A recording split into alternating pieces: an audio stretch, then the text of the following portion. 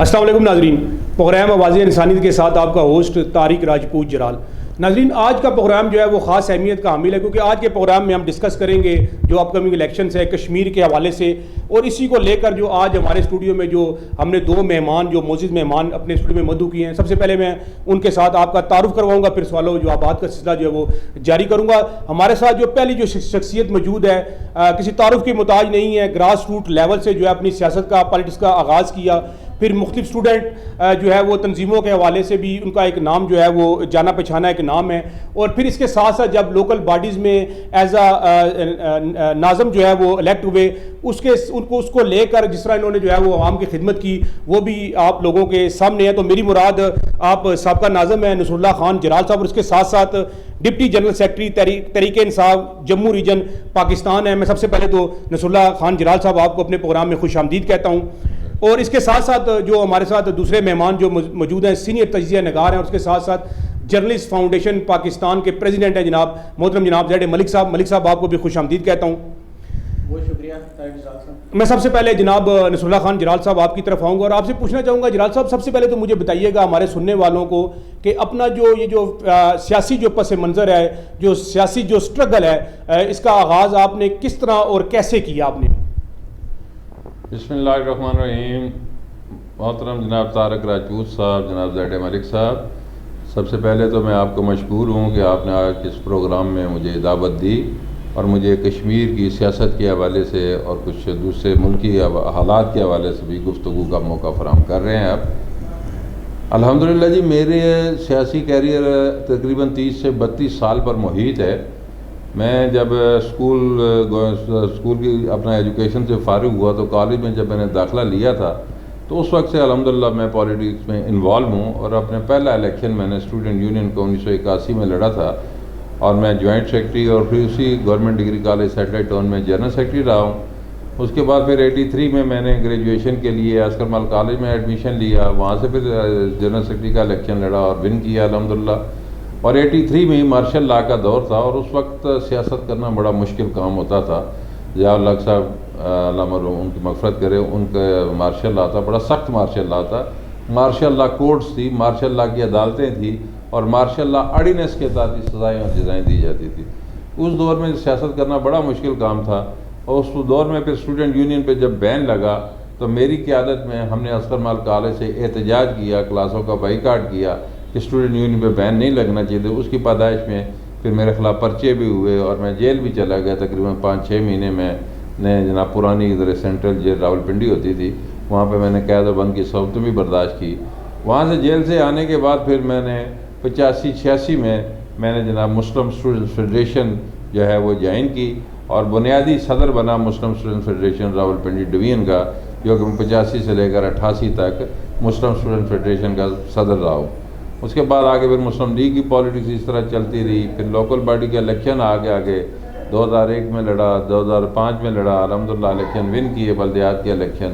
اور میں یہ سمجھتا ہوں کہ اسٹوڈنٹ یونین کی پالیٹکس اور بلدیات کی پالیٹکس ایک ایسی پالیٹکس ہوتی ہے کہ جو کہ کسی بھی پولیٹیکل کارکن کے لیے اب نرسری کا درجہ رکھتی ہے، اور اس کے لیے جو بھی پولیٹیکل کارکن جو ہے اسٹوڈنٹ یونین سے یا بلدیات سے آگے آتا ہے، وہ اپنے ملک کے لیے، اپنے معاشرے کے لیے، اپنے شہر کے لیے بڑی پازیٹیو سوچ رکھتا ہے، اور مثبت طریقے سے وہ ملک، شہر اور معاشرے کو ساتھ لے کر چلنا چاہتا ہے۔ اور آج اگر پاکستان کی تاریخ آپ الٹ کر دیکھیں تو خدمات کی سیاست میں اگر آپ کو کوئی نام ملیں گے تو وہ وہی نام ملیں گے جنہوں نے کوئی اسٹوڈنٹ پالیٹکس کی یا بلدیات کی پالیٹکس سے جنہوں نے اپنا نام کمایا، آگے آئے اور انہوں نے ملک و قوم کے لیے خدمات۔ میں جلال صاحب آپ کی طرف دوبارہ بھی آؤں گا، کیونکہ آپ جموں 6 کے متوقع جو ہے وہ امیدوار بھی ہیں، اس حوالے سے بھی آپ سے بات کر رہی ہیں، اور پھر جو کشمیر کے میں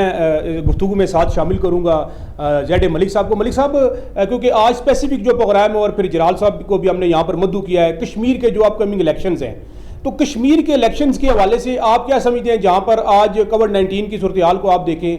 گو کہ ابھی الیکشن جو ہے وہ 2-4 مہینے کا جو گیپ ہے، لیکن کیونکہ آپ کی گہری نظر ہے پاکستان اور کشمیر کی سیاست کے حوالے سے، آپ کی گہری نظر اس چیزوں امور کے اوپر ہے، تو آپ کیا کہنا چاہیں گے ان کے حوالے سے، کشمیر کے حوالے سے، پھر جو جموں مہاجرین یہاں پر جو بستے ہیں ان کے حوالے سے آپ کی کیا رائے ہے؟ دیکھیں طارق صاحب، 2-3 چیزیں بڑی امپورٹنٹ ہے۔ اگر ہم الیکشن کو کووڈ کے تناظر میں دیکھیں تو اگر انڈیا میں بھی جو حالیہ الیکشن ہوئے کرونا وائرس کیونکہ وہاں پہ بڑی تیزی سے پھیل رہا تھا اور انہوں نے الیکشن کرایا اور یہ بڑا برا تجربہ ثابت ہوا. جو میرے پاس جو رپورٹ تھی وہ اس کے مطابق 100 تو جو ٹیچرس تھے وہ کرونا وائرس کا شکار ہو کے موت سے ہمکنار ہوئے. تو اس کے علاوہ جو باقی لوگ ہوئے وہ ایک علیحدہ تعداد ہیں. اگر پاکستان میں بھی کرونا کی صورتحال اسی طرح برقرار رہتی ہے اور کرونا کی لہر آگے بڑھتی ہے تو میرے خیال سے جو الیکشن ہے ان کا انعقاد مشکوک ہو جائے گا اور ہو سکتا ہے ان کی ڈیٹس میں جو تبدیلی کرنا پڑ جائے. تو یہ مجبوری ہوگی. بڑا مشکل کام ہوتا ہے کہ اتنی یعنی کہ اتنی خطرناک بیماری کے لیکن ابھی وہ ملک صاحب میرا خیال ہے 3-4 مہینے کا گیپ ہے شاید اس کے اندر نا, کیونکہ میرا خیال ہے جس طرح کہہ رہے ہیں کہ گرمی کی جوں یہ جو ہے وہ سویر قسم کی تیزی آئے گی تو شاید کووڈ-19 میں جو ہے وہ ڈیکریڈ ہونا شروع ہو جائے گا. اس کے بارے میں بھی تو ہے گرمی سے کرونا کا تعلق نہیں ہے کہ گرمی ہوگی, کیونکہ دیکھیں اگر گرمی سے کرونا کا تعلق ہوتا تو ہر ممالک میں کرونا ہوتا ہی نا. ہر ممالک گرم جو ہیں وہ گرم علاقے ہیں اور گرم علاقوں سے مطلب وائرس کو متاثر نہیں کرتے گرم علاقے. اصل میں ہم نے دیکھنا یہ ہے کہ جو کرونا کی جو ریشو ہے تعداد ہے یعنی اس کی جو پرسنٹیج ہے وہ بڑھ رہی ہے. اس کی جو روز آپ خبروں میں دیکھیں یا جو بھی رپورٹس پیش ہوتی ہیں ان کے مطابق کرونا کی جو پرسنٹیج ہے وہ آپ کو پتہ ہے پہلے 5% پھر 6% پھر 10% تک آئی ہے اور اب 10% سے بھی 13% تک بعض ایریاز میں جو ہے وہ جیسے لاہور ہے وہاں پہ 13% تک جو ہے وہ ریشو چلی گئی. تو اگر یہ ایسے ہی تعداد بڑھتی رہی یا کم نہ ہوئی تو پھر جو الیکشن جو ہوگا وہ کافی مشکل ہو جائے گا. اچھا جلال صاحب میں آپ کی طرف آتا ہوں کیونکہ آپ ماشاءاللہ جس طرح آپ نے اپنی اسٹرگل کے حوالے سے بتایا ہے پوری پیچھے ایک ہسٹری ہے ایک تاریخ ہے آپ کی سیاسی اسٹرگل کے حوالے سے, پھر جس طرح آپ نے ڈلیور کیا لوگوں کو. تو ابھی کیونکہ آپ متوقع امیدوار ہے جموں 6 کے حوالے سے تو کیونکہ میں اب جموں 6 کے حوالے سے کیونکہ جلال صاحب یہ 1.5 صوبہ ہے بہت بڑا حلقہ ہے یہاں پر جو مہاجرین ہیں کشمیری مہاجرین جو بستے ہیں ان کے حوالے سے تو کیا نئی امنگ کیا نئی سوچ لے کر پھر آپ تحریک انصاف کو جو کہ رولنگ پارٹی ہے پاکستان کے اندر کیا آپ کے کیا چیز لے کر جو ہے آپ میدان عمل میں آئے ہیں اس کے بارے میں ذرا بتائیں گے. دیکھیں جی اس میں یہ کہتا چلوں کہ آج میں جموں 6 میں تقریباً پچھلے کوئی 5-6 الیکشن سے جموں 6 کا ووٹر ہوں اور ووٹ دیتا آیا ہوں, سپورٹ بھی کرتا آیا ہوں اپنی پارٹی کے کینڈیڈیٹوں کو, ووٹیں دلواتے بھی آئے ہیں. اور بلکہ اس سے پہلے میں نے ایک الیکشن کنٹیسٹ بھی کیا تھا 2011 میں جموں 6 کے حوالے سے. تو جموں 6 کے حوالے سے 2011 میں جو الیکشن کنٹیسٹ کیا تھا لیکن وہ جس پارٹی کا میرے پاس ٹکٹ تھا وہ تقریباً کو 3-4 دن پہلے انہوں نے الیکشن کا بائیکاٹ کر دیا تھا, اس لیے میں پولنگ میں ہم لوگ نہیں جا سکے تھے. لیکن جب ہم اس الیکشن کے حوالے سے بات کرتا چلوں کمپین کے حوالے سے کہ جب ہم مسائل زدہ علاقوں میں گئے ہیں بہت دور دراز علاقوں میں پنڈی ضلع کی دور دراز تحصیلوں میں دور دراز گاؤں میں اٹک چکوال جیلم اور خاص کر خیبر پختونخوا میں بھی ہمارے تقریباً ووٹ اس وقت جو موجودہ پولنگ جو ہے اس پہ لسٹ میں آئی ہے جو 1000 ووٹ ہے. اس سے پہلے وہی لسٹ جو 2,500 سے 3,000 ووٹ تھی میرے پورے خیبر پختونخوا میں اسکیٹرڈ ایریا میں پھیلی ہوئی تھی. تو وہ ان لوگوں کے بہت مسائل ہوتے ہیں. ہم صرف یہ بات چاہتے ہیں کہ جو ان کا رائٹ ہے جو ان کا رائٹ تھا مہاجر ہونے کا رائٹ ہے, چونکہ مہاجر جو جموں سے مہاجر ہو کے یا راجوری سے یا ہمارے ادھر بجوال کانگڑی سے مہاجر ہو کے جو لوگ پاکستان میں آئے ہیں انہوں نے بڑی قربانیاں دی ہیں پاکستان کے لیے اور کشمیر کے لیے بڑی قربانیاں دی ہیں. لیکن بدقسمتی یہ رہی ہے کہ ان کو جو رائٹس کے وعدے ان کے ساتھ کیے گئے تھے وہ رائٹس ان کو نہیں ملے. اس کی ایک چھوٹی سی مثال میں آپ کو یہ دیتا ہوں کہ ہمارا ایک اسٹیٹ سبجیکٹ ہوتا ہے جس طرح آپ کا ہمارا یہاں ڈومیسائل ہوتا ہے, اسی طرح کشمیر کی شناخت کے لیے ایک اسٹیٹ سبجیکٹ سرٹیفکیٹ ہوتا ہے. وہ تقریباً ہر مہاجر کے پاس ہونا ضروری ہوتا ہے. لیکن آج تقریباً 20 سے 25 سال ہو گئے ہیں ہم یہ چیز دیکھ رہے ہیں کہ ہمارے جو سابقہ نمائندگان تھے ان کو اتنی توفیق نہیں ہوئی کہ وہ اسٹیٹ سبجیکٹ ہی اپنے ووٹرز کا بنوا دیتے یا جموں 6 کے لوگوں کا بنوا دیتے. آج ابھی جو ہے نئی ووٹر لسٹ ترتیب دی جا رہی ہے 2016 میں ترتیب, اب اسی ووٹر کو جو ہے پریپیئر. لیکن خان صاحب میں آپ کو یہاں پر انٹرپٹ کروں گا, میں یہ پوچھنا چاہوں گا جس طرح آپ نے کہا اسٹیٹ سبجیکٹ کے حوالے سے بات کی اور آپ نے کہا کہ یہ نیگلیجنس ہے جو لوگ الیکٹ ہو کے آتے رہے, لیکن دیکھنے میں یہ آ رہا ہے کہ ابھی سٹنگ جو ہے اگر میں بات کروں ظاہری بات ہے بات تو کرنی پڑے گی فیکٹ کی بات کرنی پڑے گی, لیکن وہ 3-4 یا 5 دفعہ مسلسل وہی مطلب جو ہیں وہ الیکٹ ہوتے آ رہے ہیں. اگر عوام کے مسائل حل نہیں ہوئے, اگر عوام کو ڈلیور نہیں کیا گیا تو کیا وجہ آپ سمجھتے ہیں کہ وہی نمائندے جو ہیں وہ دوبارہ الیکٹ ہو کے آ جاتے ہیں؟ اصل میں بدقسمتی یہ رہی ہے کہ وہ اس کے منتخب ہونے کی مین وجہ یہی ہے کہ مخالفین جب مخالف الیکشن لڑنے والے کے پاس پلاننگ نہیں ہوتی. اس میں کوئی شک نہیں کہ جس طرف آپ کا اشارہ ہے میں سمجھ گیا ہوں آپ کی بات لیکن اس کے جو مخالف مد مقابل آتے ہیں وہ بندہ جو ہے پچھلے پورے 4-5 سال سے وہ چونکہ ایک برادری کو بھی ہولڈ کرتا ہے، راجپوت برادری کو بھی ہولڈ کرتا ہے، پلس یہ ہے کہ وہ اس کی پی آر ہے، لوگوں کے ساتھ آنا جانا غمی خوشی میں شریک رہتا ہے، اس کو ایک ایج یہ چلا جاتا ہے۔ دوسرا حکومت پاکستان کا ایج جاتا ہے کہ حکومت پاکستان میں جس پارٹی کا ٹکٹ مسلم لیگ کا عموماً اس کے پاس ٹکٹ ہوتا ہے یا مسلم کانفرنس کا، تو پاکستان میں حکومت یا پنجاب میں بھی اسی پارٹی کی حکومت ہوتی تھی، تو ایک ایج اس کو یہ جاتا تھا۔ لیکن یہ کہ اب میں یہ سمجھتا ہوں کہ آج جموں 6 کا ووٹر ان سے بڑا نالاں ہے، لیکن صرف پلاننگ کی ضرورت ہے۔ اگر پلاننگ کر کے اس کا ان کے خلاف الیکشن لڑا جائے تو ان کو شکست دینی کوئی مشکل کام نہیں ہے۔ تو میرا خیال ہے کہ اگر کسی بھی ہماری پارٹی، خاص کر تحریک انصاف کے حوالے سے بات کرتا ہوں، کہ ہماری پارٹی اگر ایک پازیٹیو فیصلہ کرتی ہے کہ کسی ایسے کینڈیڈیٹ کو ٹکٹ دینا، کسی ایسے شخصیت کو ٹکٹ دینا کہ جس کی اپنی بھی تھوڑی بہت گرفت حلقے میں موجود ہونی چاہیے، تو اپنی گرفت جب ہوگی، برادری کا ہولڈ ہوگا، پلس اپنا کوئی سیاسی کیریئر ہوگا، اس سیاسی کیریئر کے ساتھ اپنے برادری کے ووٹ کو ساتھ لے کر جب چلیں گے انشاءاللہ، تو پھر ہم ان کا جو اینٹی ووٹ ہے اس کو ہم آرگنائز کر سکتے ہیں۔ میں دوبارہ آؤں گا خان صاحب آپ کی طرف، آپ نے بڑا ایک انٹرسٹنگ جو ہے وہ پوائنٹ ریز کیا۔ ایک تو آپ نے بات کی خدمت کے حوالے سے، ساتھ ساتھ آپ نے جو قبائل کے حوالے سے بات کی، ٹرائب کے حوالے سے بات کی۔ میں زیڈ ملک صاحب آپ سے پوچھنا چاہوں گا کہ کشمیر کے الیکشن کے اندر خاص طور پر یہ دیکھا گیا ہے کہ جو آپ کا قوم یا قبیلہ ہوتا ہے وہ بڑی اہمیت رکھتا ہے، اس کے حوالے سے لوگ جو ہے وہ اکثر جو ہے وہ ووٹ دیتے ہیں، ووٹ ڈالتے ہیں۔ گو کہ اگر دوسری سائڈ پہ جو امیدوار ہے اس کی اگر ورکنگ بھی ہے، اگر اس کی ایفرٹس بھی ہیں، تو آپ کیونکہ آپ تجزیہ کرتے ہیں، آپ نظر رکھتے ہیں، تو کیا سمجھتے ہیں کہ یہ حقیقت وہاں پر ہے؟ دیکھیں، قوم، قبیلہ اور برادری جو ہے وہ ہر جگہ کے الیکشن پہ اثر انداز ہوتے ہیں، صرف کشمیر نہیں، آپ کسی بھی علاقے میں۔ لیکن یہ کوئی کرائٹیریا تو نہیں ہے نا، اگر ایک کینڈیڈیٹ اگر آپ کے پاس اگر اس کی قوم قبیلہ نہیں ہے لیکن اگر اس نے ڈیلیور کیا ہے تو کیا اس کو الیکٹ نہیں ہونا چاہیے؟ نہیں، اس کو الیکٹ ہونا چاہیے جس نے ڈیلیور کیا، لیکن قوم قبیلہ کو اس وجہ سے بھی لوگ پریفر کرتے ہیں کہ جو کینڈیڈیٹ ہوتا ہے، جو امیدوار ہوتا ہے، اس تک ان کی ایکسیس آسان ہوتی ہے۔ امیدوار تو جب الیکٹ ہو جائے وہ سب کے لیے ہوتا ہے نا، وہ سب کا نمائندہ ہوتا ہے۔ نہیں ہوتا، وہ سب کا نمائندہ ہے، لیکن ہر ووٹر جو وہ اپنے لحاظ سے دیکھتا ہے، وہ یہ اس لحاظ سے نہیں دیکھتا کہ وہ کیا کرے۔ دیکھیں، ہر علاقے کی ایک سائیکی ہوتی ہے، برصغیر کی ایک پوری ایک سائیکی ہے۔ وہاں پہ سائیکی یہ ہے کہ جو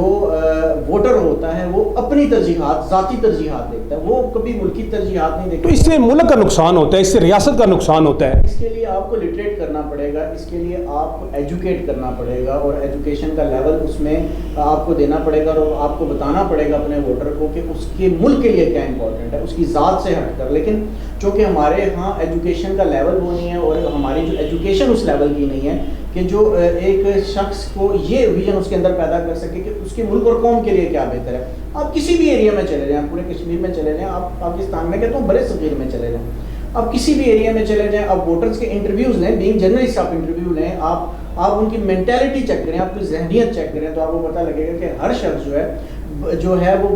مطلب ایک علاقے میں اگر فرض کیا 10,000 ووٹر ہے، آپ 10,000 لوگوں کا انٹرویو لیں تو اس میں سے میرے خیال سے آپ کو 10 سے 15 بندے صرف ایسے ملیں گے 10,000 میں سے جو ملک اور قوم کا سوچ رہے ہوں گے، باقی سارے لوگ قوم، برادری یا اپنے لحاظ۔ میں خان صاحب کیونکہ آپ ماشاءاللہ سیاسی گہری نظر رکھتے ہیں، آپ کا ایکسپیرینس ہے، تو میرا یہ جو کوشچن ہے کہ جو قوم برادری ہے، آیا یہ جب ملکی ایک مفاد کی بات آ جائے تو ترجیحات میں کیا چیز ہونی چاہیے؟ آپ ڈیفینیٹلی 1.5 صوبے کو بھی نمائندگی کرنے کے لیے آپ جا رہے ہیں، جس طرح ملک صاحب نے بات کی، تو اس کے بارے میں آپ کا کیا موقف ہے؟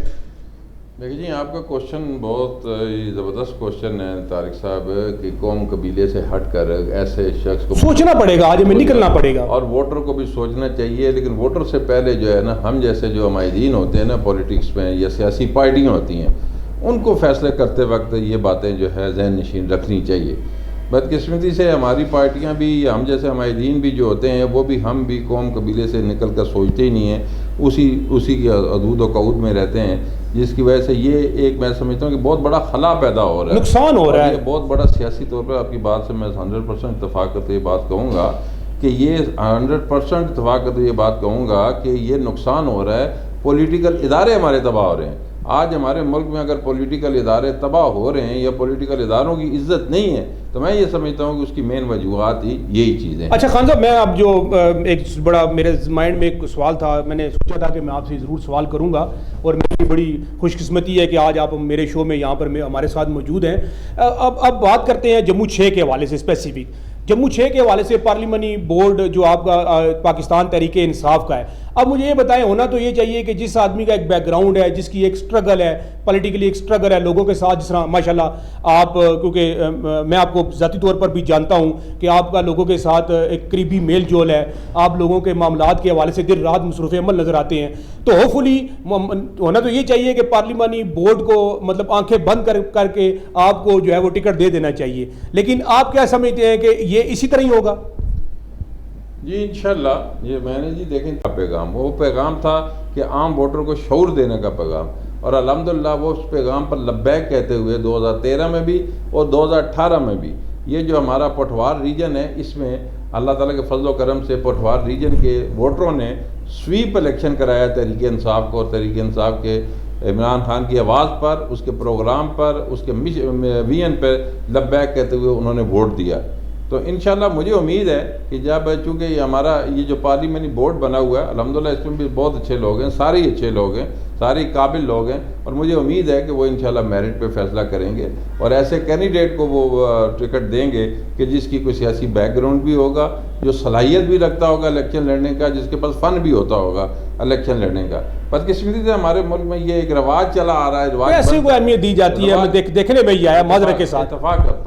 کرتا ہوں میں آپ سے بات ہے, لیکن اس چیز کو ختم کرنا ہوگا انشاءاللہ. آپ اگر ہمارے جنرل الیکشن میں دیکھیں تو اس میں بہت سے ایسے لوگ آپ کے منتخب ہوئے ہیں ہمارے شہر سے, ایم پی حضرات, ایم این اے حضرات, کہ جن کے پاس شاید اپنی گاڑی کو چلانے کے لیے بھی پیٹرول نہیں تھا, لیکن تحریک انصاف کے ٹکٹ سے وہ منتخب ہوئے ہیں. اور مجھے امید ہے کہ کشمیر کے الیکشن میں بھی ٹیلنٹڈ لوگوں کو اگر ٹکٹ دیا گیا, ہولڈ والے لوگوں کو ٹکٹ دیا گیا, الیکشن لڑنے اور الیکشن کا فن جاننے والے لوگوں کو ٹکٹ دیا گیا, تو وہ انشاءاللہ الیکشن ون. میں ملک صاحب آپ کی طرف آؤں گا. جلال صاحب نے ایک بات کہی کہ انہوں نے کہا کہ جس طرح پاکستان تحریک انصاف کی کارکردگی کے حوالے سے, جیسا کہ ہم جانتے ہیں کہ جو جموں کشمیر جو مہاجرین جو ووٹ ہے وہ پاکستان اور خاص طور پر کے پی کے علاقے میں ایگزسٹ کرتا ہے, تو ملک صاحب آپ کیا سمجھتے ہیں کہ پاکستان تحریک انصاف کی کارکردگی سے دیکھنے میں تو یہ آ رہا ہے کہ لوگ جو ہے وہ ناخوش ہیں, مہنگائی کے حوالے سے, بے روزگاری کے حوالے سے آپ دیکھ لو, پھر خان صاحب کے جو سلوگن تھے, جو نعرے تھے, ابھی تک کی بات کر رہا ہوں, شاید وہ اس طرح فلفل نہیں ہوئے جس طرح لوگ ان سے امید کر رہے تھے. تو ملک صاحب آپ کیا سمجھتے ہیں؟ ویسے تو یہ ہسٹری رہی ہے کہ مرکز میں جس کی گورنمنٹ ہو, کشمیر میں بھی اس کی گورنمنٹ بنتی ہے, تو آپ اپنے تجزیے کی نظر سے کیا دیکھتے ہیں اس کے بارے میں؟ جی ابھی بھی ایسے ہی ہوگا, جس کی اسلام آباد میں گورنمنٹ ہے وہی جو ہے وہ جموں کشمیر میں بھی جو ہے آزاد کشمیر میں گورنمنٹ بنے گی. تو بات یہ ہے کہ یہ روایت بھی ہے اور اس کے پیچھے بہت سارے عوامل بھی ہیں. مثال کے طور پر آپ کو پتہ ہے کہ جو کشمیر ہے, جموں کی میں بات, جموں جو ہے وہ ایک اپنی آزادی کی جنگ لڑ رہا ہے اور وہ اس کو انڈیا کے اس کے ساتھ انٹرسٹ ہیں جو اس کے معاملہ. اسی طرح آزاد کشمیر کے جو انٹرسٹ ہیں وہ پاکستان کے ساتھ ہے. جو مرکز میں گورنمنٹ ہوتے ہوئے گورنمنٹ وہاں پہ بنتی ہے, کیونکہ جو پالیسیز بنتی ہیں جب دونوں گورنمنٹ سے ایک ہوتی ہیں تو وہ اپنی ان کی کیونکہ مانگی ہوتی ہے, دماغیاں مانگی ہوتی ہے, پھر پالیسیز کے حوالے سے وہ ایک دوسرے سے اختلاف نہیں کرتے. تو انٹرنیشنلی حوالے سے بھی اسی چیز کی ضرورت ہوتی ہے اور یہ پالیسی بن چکی ہے. آپ اس کو ایک پالیسی سمجھ لیں, ملکی پالیسی سمجھ لیں کہ الیکشن تو ہوتے ہیں ہم ہر سال ہر دفعہ دیکھتے ہیں, ہر 5 سال کے بعد الیکشن ہوتے ہیں, لیکن گورنمنٹ وہی بنتی ہے جو کہ اسلام آباد میں گورنمنٹ ہوتی ہے. اور یہ اس دفعہ بھی یہی ہوگا, ساری ایکسرسائز ضرور ہوتی ہے. کینڈیڈیٹ صاحب یہاں پر پھر جو ووٹر ہوتا ہے, ووٹر کہاں پہ کھڑا ہے ملک صاحب, ووٹر کہاں پہ کھڑا ہے؟ اگر چیزیں پہلی سیٹل ہیں تو پھر اتنی ایفرٹ کرنے کی, اتنی کوشش کرنے کی کیا ضرورت ہوتی ہے؟ دیکھیں وہ کہتے ہیں کہ ایک امید جو ہوتی ہے نا کہ شاید کچھ تبدیل ہو جائے, ہر دفعہ امید پہ وہ کارکردگی کے حوالے سے کیا کہنا چاہیں گے پاکستان تحریک انصاف کی کارکردگی کے حوالے سے؟ تحریک انصاف کی کارکردگی جس طرح لوگوں کو انہوں نے ہوپ دلائی تھی, جو امید دلائی تھی, اور جس طرح وہ کہہ رہے تھے کہ ہم ورکنگ کریں گے, وہ ابھی تک امیدوں پر پورا نہیں اتر سکے. لیکن جو ہے ظاہری بات ہے, پھر میں امید کی بات کروں گا کہ پی ٹی آئی بھی کہتے ہیں کہ ہم فیوچر میں ڈیلیور کر دیں گے, بھی ہم چیزوں کو سیٹل کر لیں, لوگ بھی اسی امید میں ہیں کہ وہ سیٹل کر لیں گے. تو یہ اسی طرح سلسلہ امید در امید جاری رہے گا. امید تب ٹوٹے گی جب میرے خیال سے 5 سال کمپلیٹ ہو جائیں گے, تب لوگوں کو پتہ لگے کہ اب جا کے تحریک انصاف نے کیا ڈیلیور. جلال صاحب آخر میں پوچھنا یہ چاہوں گا, اگر پارلیمانی بورڈ آپ کو ٹکٹ دے دیتی ہے اور آپ آ جاتے ہیں الیکشن میں اور جیت بھی جاتے ہیں, تو خاص کچھ 2-4 چیزیں آپ کیا کرنا چاہیں گے اپنے ووٹر کے لیے, جموں 6 کے ووٹر کے لیے آپ کیا کرنا چاہیں گے؟ آپ کے مائنڈ میں آپ کا جو منشور ہے یا جو آپ نے اپنے ذہن میں جو مائنڈ میں پلاننگ بنائی, اس کے حوالے سے کیا کہنا چاہیں گے آپ؟ بہت اچھا سوال ہے جی آپ کا طارق صاحب. اس میں یہ ہے کہ سب سے پہلی بات تو یہ ہے کہ تحریک انصاف کے ٹکٹ سے الیکشن لڑنے کا میرا مقصد یہ ہے کہ تحریک انصاف کا جو ہمارے لیڈر ہے جس کا نام عمران خان ہے,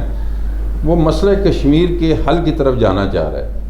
اور چھوٹے چھوٹے مسائل ہمارے ووٹر کے مسائل کے علاوہ جو ہے چونکہ پاکستان جموں کا مہاجر ہو یا ویلی کا مہاجر ہو اس کے مسائل کے حوالے سے اتنے پرابلم نہیں ہوتے کشمیر گورنمنٹ کے اس کے بیس پہ. اس کے مسائل زیادہ تر پاکستانی گورنمنٹ کے حوالے سے جو ہے ہوتے ہیں وہ یہیں سے ان کو حل سالو کیا جا سکتا ہے. ہمارا بیسیکلی جو ہم نے قربانی دی تھی ہم مہاجرین جو ان مہاجرین کی میں بھی نمائندگی کرنے جا رہا ہوں یا اور بھی لوگ نمائندگی کرنے جا رہے ہیں, بیسیکلی اس قربانی کا مقصد یہ ہے کہ کشمیر آزاد ہو. مسئلہ کشمیر کا سلوشن ہونا چاہیے جس کی جنگ ہم تقریباً پچھلے 72 سال سے لڑ رہے ہیں, لیکن مسئلہ کشمیر کو ہم کسی سلوشن کی طرف لے کے نہیں گئے. اب ہمیں امید ہے کہ عمران خان جس کا نام ہے اس میں ایک کرج بھی ہے, اس میں ایک جستجو بھی ہے, یہ کمٹمنٹ والا لیڈر ہے ہمارا, اور انشاءاللہ ہم اس کی سپورٹ کرنا چاہتے ہیں. صاحب میں آپ کو انٹرپٹ کر رہا ہوں ایک چھوٹی سی بات سمجھنے کے لیے. ابھی تک اگر کوئی کشمیر کے حوالے سے کوئی عمران خان صاحب کی کوئی جنرل اسمبلی میں تقریر کو لے کر کوئی خاص کوئی ایسی بات جو آپ سمجھتے ہو کہ ہوپ فلی کہ فیوچر میں کشمیر کے مسئلے کے حوالے سے مزید کوئی بہتری آئے گی؟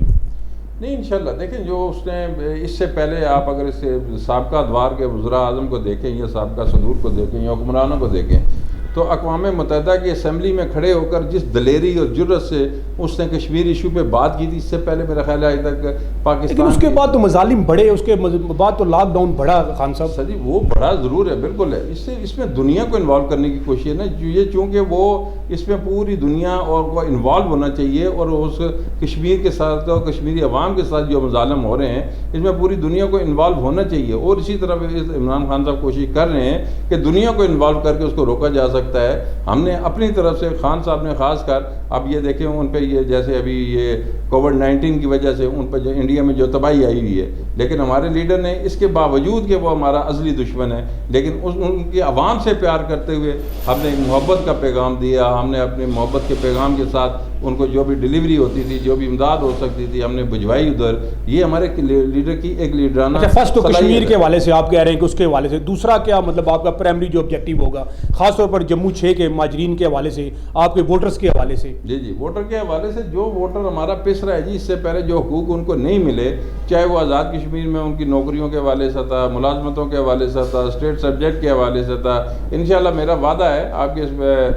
پلیٹ فارم سے آپ کے اس پروگرام کے توسط سے اپنے جموں 6 کے ووٹر سے میرا یہ پرومس ہے کہ انشاءاللہ العزیز یہ تمام پرابلم ان کے حل ہوں گے. ان کو رائٹس بھی ملیں گے, ان کو ان کے کوٹے کی نوکریاں بھی ملیں گی, اور جہاں ان کے اسٹیٹ سبجیکٹ بھی سب کے بنوائیں گے انشاءاللہ, ان کی شناخت بھی کروائیں گے, اور اس کے ساتھ ساتھ انشاءاللہ ان کے جتنے بھی رائٹس جو بالکل جائز رائٹس ہیں ان کے وہ انشاءاللہ حل کرنے کی کوشش کریں. بہت شکریہ جناب. یہ تھے ہمارے ساتھ deputy general secretary Tehreek Insaf Jammu region Pakistan اور متوقع امیدوار جموں 6 جناب نصر اللہ خان جرال صاحب, اور اس کے ساتھ ساتھ جناب ہمارے جرنلسٹ فاؤنڈیشن پاکستان کے صدر جناب زیڈ ملک صاحب. میں آپ دونوں مہمانوں کا شکریہ ادا کرتا ہوں, اور اسی کے ساتھ پروگرام سے آپ لوگوں سے اجازت چاہتا ہوں. اپنے ارد گرد رہنے والے لوگوں کا خیال رکھیے گا. پاکستان زندہ باد.